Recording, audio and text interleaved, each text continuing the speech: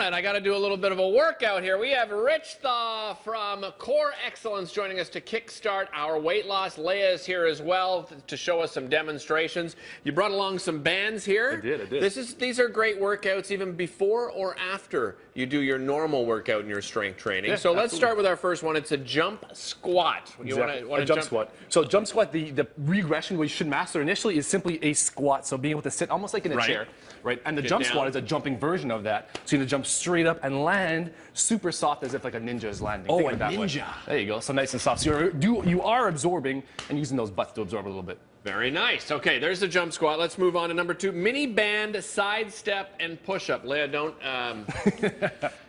embarrass me here, okay? Leah's gonna bang on a push-up, take a step to the side, and take another push-up. So where do you get these bands? Can you buy these anywhere? Yeah, we sell them at Core Excellence. Oh, do you? Okay, yeah, fantastic. Absolutely. So there's different levels of resistance. Black being the most difficult, blue, then there's green. So it's step aside? Yeah, and then get a push-up. And then so chest touches the band, and come on up, nice and long from the head to the heel. So the great part about the band is it provides resistance to open up, use those back shoulder muscles. So we're always thinking of that posture, trying to resist the texting or driving hunched over posture. So what the band does, it kind of uses those shoulder muscles to kind of counteract all that tightness up in front. All right, number 3, we got alternating forward lunges. Exactly. Let's show how it's done.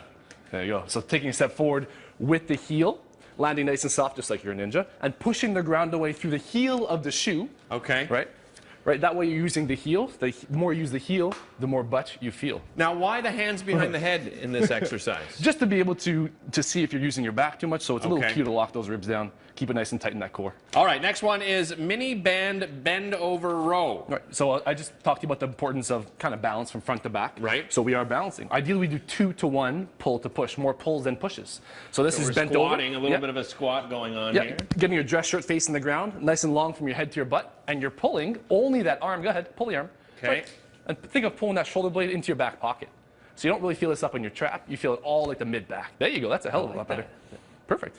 Yeah, and posture is important with every exercise. That's why it's important to see a personal trainer so that you learn the proper way. All right, low squat toe tap. You sent the video of this. This, you need a little bit of balance here. I don't know if I can do this one as good as Leah. Right, so you have a little advantage. You do have a heel in that shoe, which is fantastic. So you can sit back in that heel, right, and reach all the way up. You can touch the ground almost like your toes tapping the top of a flower. I feel like a dancer, a professional dancer. There you go. This is great. Beautiful. It's beautiful. All right, lastly, we have plank with one arm reach. So this is a little bit a progression, much more difficult than regular plank. The plank itself is difficult, and now you've added this. Okay. Absolutely. So you're gonna lock that core in. So spread those shoes a little wider to get a wider base of support. We're gonna think first of all, squeeze the butt first to get a good solid base. Okay. Right now, slowly reach that arm out in front of you. Keep that butt squeezed. You feel that wobble from side to side? Oh my God. You feel that? That is. So ideally, it's a lot different. Ideally, there'd be no wobble there. Right. So we would probably start off in a plank and make sure everything's nice and solid. And then you can slowly progress to that and try and control that hip wobble. You're saying I have a wobble, Rich. This is live television. You don't share those kind of things. But it's true. I get you start at the beginner level and then of course work your way up. A case for regressions and progressions. The coolest exercise isn't necessarily the best one for you. Right.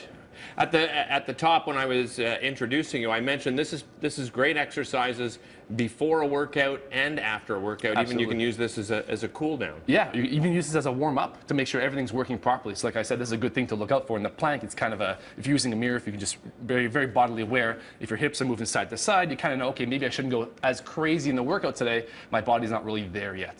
Mine wasn't there with that last one. Leah, Rich, thank you so much for joining us. Really appreciate it.